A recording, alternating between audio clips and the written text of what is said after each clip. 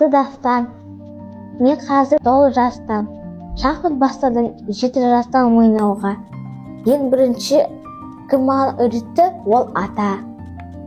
Атамен мен көп ойнаймын.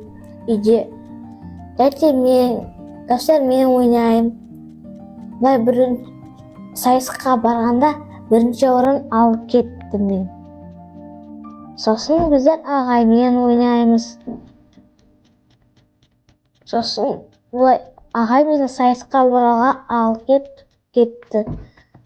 Мен сайысқа отырғанда 3 партия ойнатсадым. 3-де ұттым. Сосын сағат 6-да біздерді награждать етті.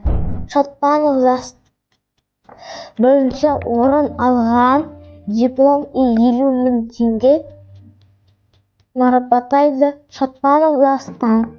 Мен былай бірінші рет шықтым, сыныға шықтым, бірінші орын алып кеттім. Кішкене қорқыттым, сосын болды, қорқықты кетті менде. Сосын бәрі оңай ұтсадым мен. Алихан мен ол маған мат қойып, почти что қойды, мен оған бірінші мат қойсадым. Шах қойғанда ол көрмей қалды. Сосын маған шах қойды. Ол невозможный ход. Просто мен бірінші шах қойсадым. Ол да уже бір невозможный. Сосын мен тағы да оған бір шах қойды.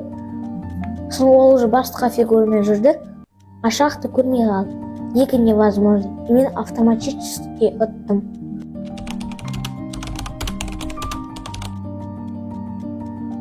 Кішкене мен сияқты ойнап жатсың.